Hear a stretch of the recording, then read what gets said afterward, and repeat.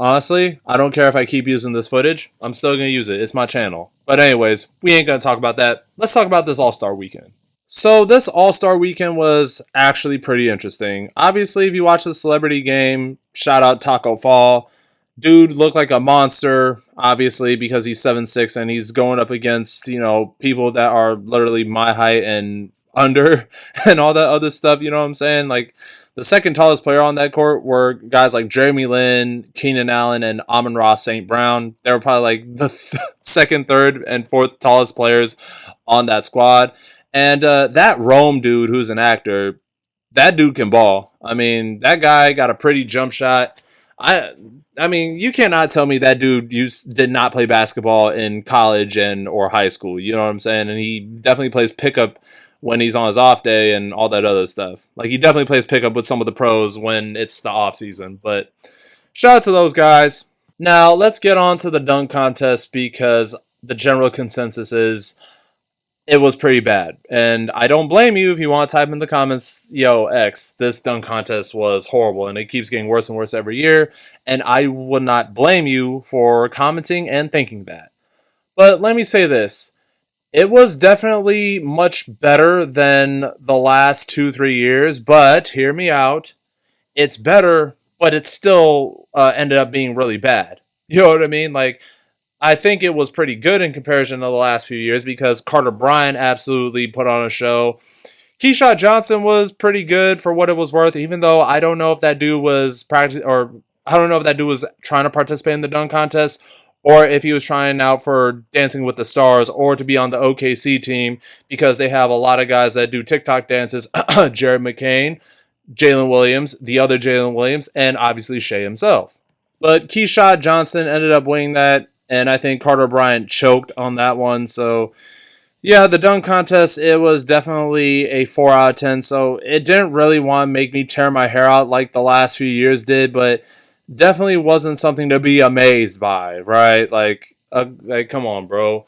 Well, I don't understand why the Stars don't want to participate in it. I understand it's for your health and all that, but you having these dudes like, bro, Jackson Hayes literally did a basic LeBron tomahawk dunk to start off his contest. Bruh, that stuff was like, give me the point, like give me the points type of dunk. And freaking Dwight Howard gave him a freaking 47. Like, dog, come on now. I would have given him a 40 or a 35 or a 25 or a 0.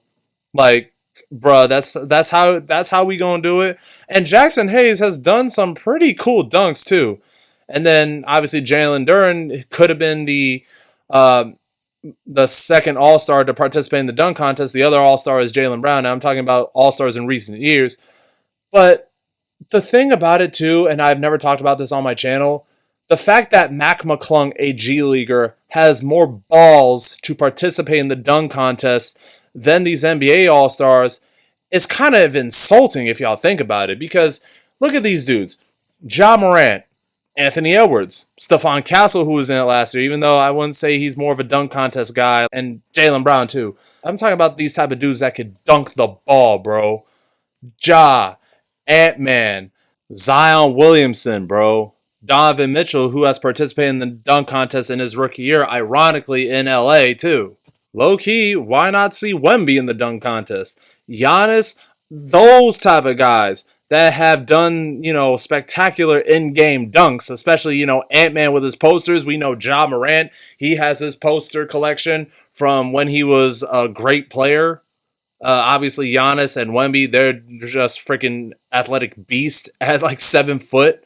You guys get what I mean. Those type of guys. And look, I get it. I know role players make a name for themselves. And shout out to those role players. And it's not a knock on Keyshawn Johnson, Jackson Hayes, Carter Bryant, and Jace Richardson, even though I think that dude might get mean because bro nearly had a concussion when he was trying to do a difficult dunk off the backboard and such.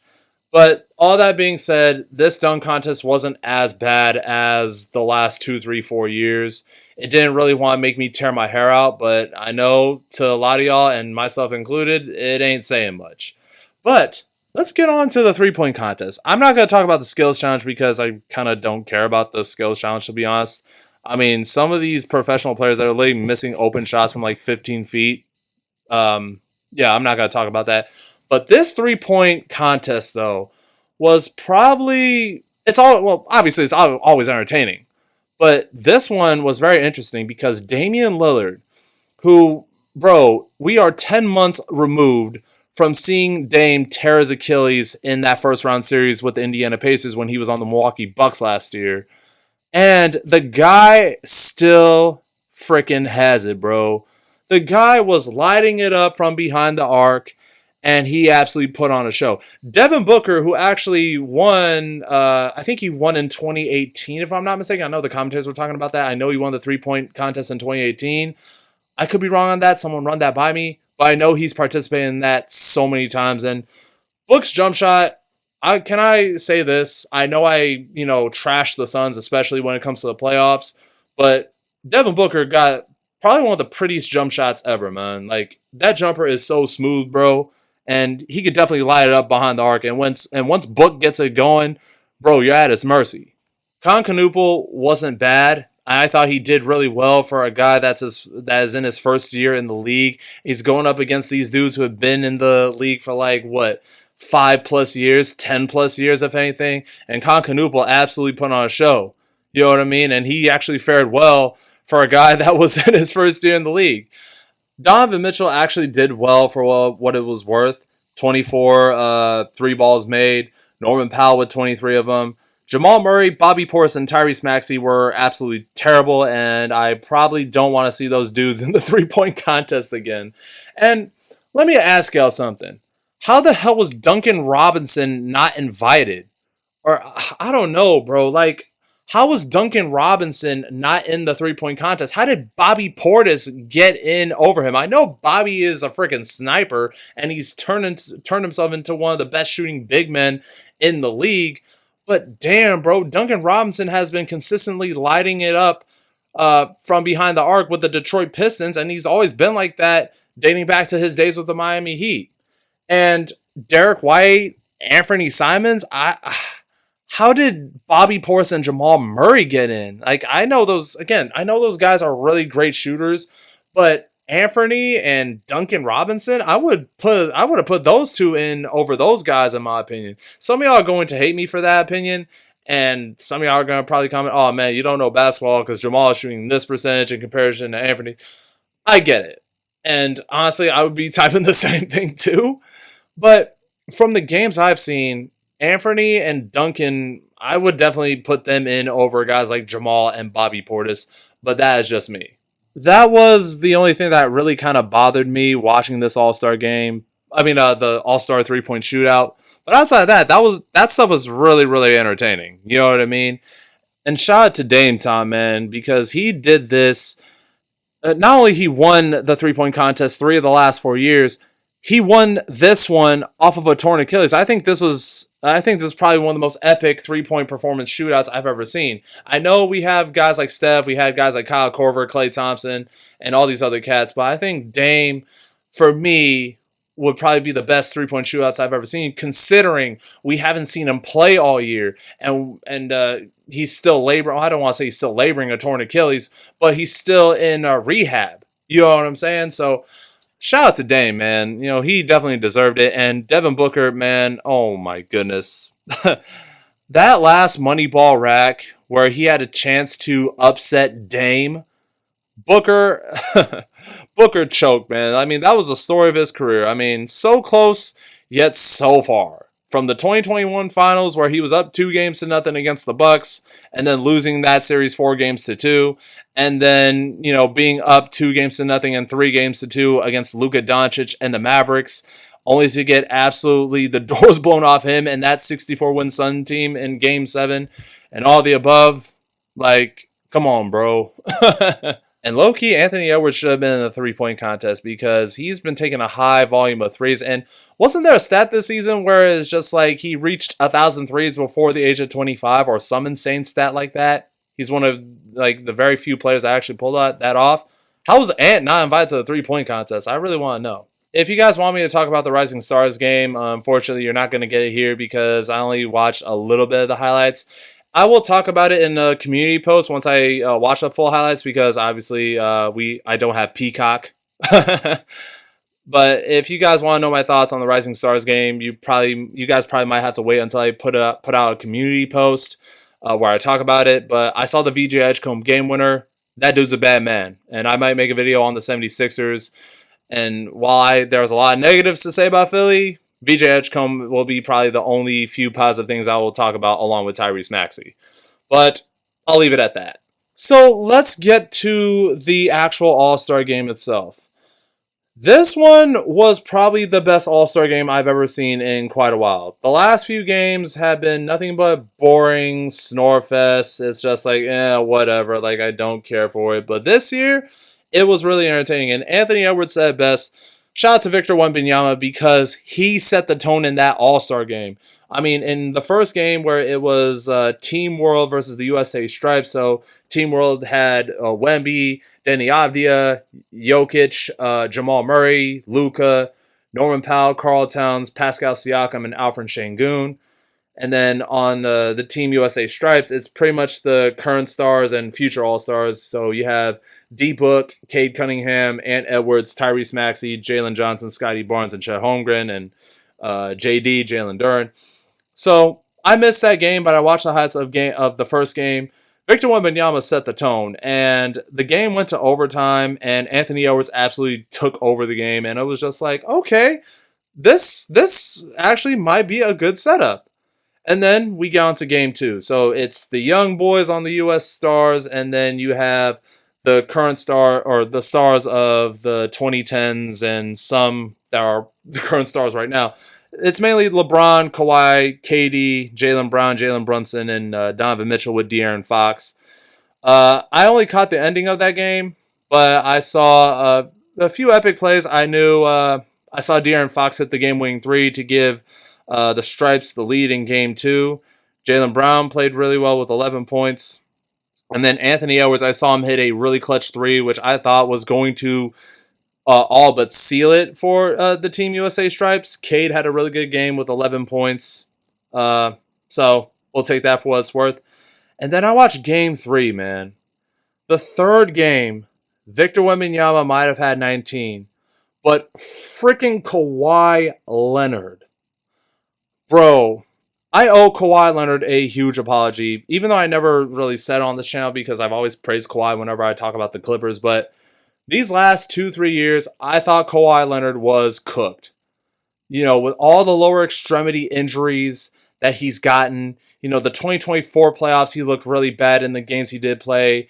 I thought he was, and keep in mind, y'all, I think I've said on this channel a couple times, or if I didn't say it, then I'll say it now. I thought Kawhi was finished after he tore his Achilles. He tore his ACL in the 2021 playoffs versus the Utah Jazz. I thought he was done. I thought he wasn't going to be the same player, and then he had that lower extremity injuries, or those lower extremity injuries, I should say, in the 2023 playoffs where he averaged like 38.5 points for the first two games of that series, but he ultimately sat out for the rest of the series because of like a weird leg injury. I thought he was done. And then 2025 rolls around. He was pretty good, but not good enough. But this time around, bro, Kawhi had 31 points in that whole game, which, okay, all the games are 12 quarters, right? Kawhi had 31 points, which I'm like, yo, this dude was on fire. He was hitting three after three. He was getting to his patented mid-range. I'm just like, yo, man, oh my goodness. Kawhi absolutely put on a freaking masterclass. And to see him square up with Victor, or like not square up, not like fighting, but, you know, size up Victor Wembanyama, it was just like, dude, man, the ghost of Spurs past versus the ghost of Spurs present, you know, spur on spur alumni, or spur on spur violence, or whatever the hell you want to call it. Like, that was really entertaining, bro. Kawhi just absolutely balled out, and he ultimately led Team USA Stripes, or Team USA Stripes to a victory. And then, you know, Cade and Ant and Tyrese Maxey and Book, you know, they faced up against the Stripes, and you could tell they had nothing left because Kawhi freaking carried the whole team. Jaylen Brown was not good. Bron was terrible. KD couldn't get nothing going. You could tell that game took a lot out of him. And then, you know, there was no high score on Team USA stripes either. The high score was Tyrese Maxey with 9, but him, Ant, and Cade, they all set the tone. They all played really great defense. Chet Holmgren with a couple steals. So it was overall Team USA stripes or stars with the Team USA with LeBron and Kawhi. They were all, you could tell if you watch that game, they were all gassed from trying to hold off Victor Wembanyama and Karl Towns and Pascal Siakam and that whole team in Game 3. And, Ant-Man and Cade and Book, they just ran away with it. And Anthony Edwards won All-Star Game MVP, and he deserved it. Now, in my personal opinion, if Team USA, the Team USA with LeBron and Kawhi and KD, if that team won it, I would definitely have given the All-Star Game MVP to Kawhi just for that performance alone, bro. Like, that masterclass he put on in that game versus Wemby, that was incredible. Like I said. Oh, yeah, and one more thing before I let all y'all go. That interview between Barack Obama and Reggie Miller was so funny because, oh, man, I don't want to get into too much because this video is long as is. But, Obama was taking fun little jabs at Reggie Miller because y'all know Obama's a Bulls fan. And Obama said, hey, I love that we beat the Pacers every year. And Reggie Miller was like, oh, Mr. President, don't do that, man. And, oh, my gosh. That was so funny. I'm not going to describe the whole interview because this video is as long as it is. But, yeah, this All-Star game was entertaining. And it was very fun to watch. And I was pleasantly surprised. Obviously, the dunk contest was crap. The three-point contest was epic. But what do y'all think? Are y'all riding with this All-Star weekend or not? What do you guys think the NBA should do for not only next year but going forward? Let me know y'all thoughts in the comments below. That's the end of this video. I'm X. Deuces.